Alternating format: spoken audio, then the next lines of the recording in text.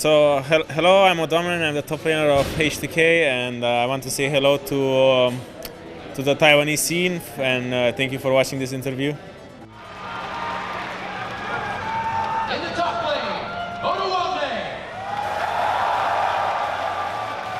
Odoamne. I'll start with North America. I think they kind of disappointed in the second week. I think their first week was pretty good, and I thought they would be more teams that would go through. I thought TSM would go through. I wasn't sure about Cloud9 because I remember they went even with Flash Wolves, I think, and they were at the same spot, if I remember correctly, after the first week. So I think North America kind of disappointed a bit. EU, almost the same. We kind of collapsed, all of us, and we just managed to pick it up in week 2. I'm sad G2 didn't manage to get through. I think they just played really bad this tournament, but I think they were a lot better than they showed. For LMS, I thought Flash Wolves had a really good chance of going through. I thought they would be able to beat Cloud9 and IMA. I think they just had a really bad game against IMA, and they kind of got unlucky with that game. I think they would have went through. And also for AHQ, back when it was the last game, AHQ against EDG, I kind of wanted AHQ to win because it would have been, it would have been a lot cooler for EDG to get eliminated like that by AHQ. So I really wanted AHQ to win. And for Chinese teams, I think RNG did well. I think EDG kind of underperformed, but I think their quarterfinals, they played really badly. So I don't know why, but I think they kind of disappointed as well. And for Korea, they just, they played the same as always, and they just dominate the tournament so far.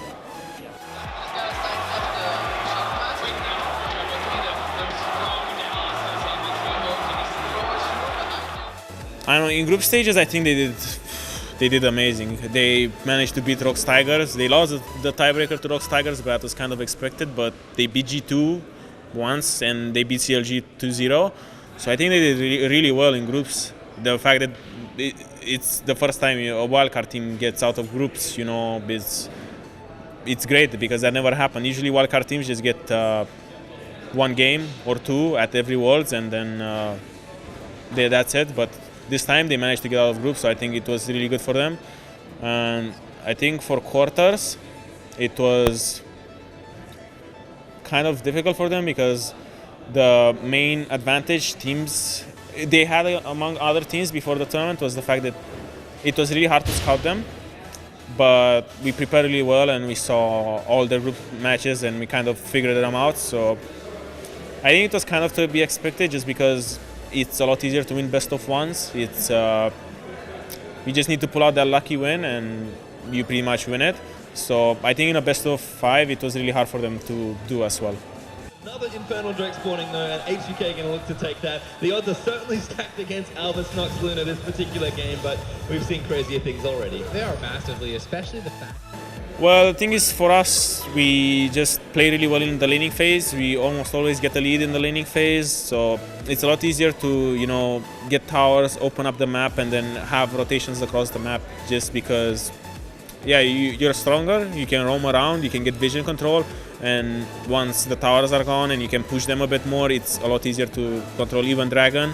And on Baron, it's just how we play. We just always focus on the towers first, and then once we take the towers and we open up the map even more, we play around Nashor and set up baits and try to even sneak Nashor sometimes. So I think it's just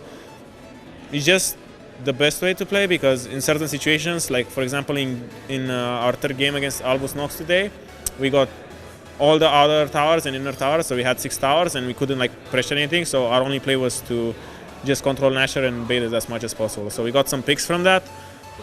It all goes back to the level 1. They went to camp and they actually just went for the early push, unrelenting. They saw Dumber top, they had the freedom. They're fine. The thing with mid Jace is you want to control the lane, because I am not really good at mid, so from what I see is mid laners, whoever pushes first will have advantage because he can roam. So mid Jace needs, I think, tier, because you just need to not get out of mana when you just try to push every single wave, so you can get pressure over the enemy mid laner. But for top Jace, since the lane is longer, it's a lot easier to control the lane in the top lane, because you can just switch to hammer form, if you have an advantage and you can just hit and regain all your mana. And I think just going Yumu instead of tier is a lot better, because on the first base, if you base with 700 gold and you want to get tier, you get like 250 mana or whatever, instead of getting plus 20 AD. So comparing it to the top lane where you just get double longsword, you get pretty much you base and you use 700 gold for like no stats in combat, so it doesn't really help you at all into top lane. So you just, you want to rush a split pushing build, so Yumu is really strong, Black Cleaver is really strong. So, and since the lane is so long and you're always stuck on a side lane and you rarely group to siege a tower, you don't really need mana, because you will just sit in hammer form and just regain all your mana. So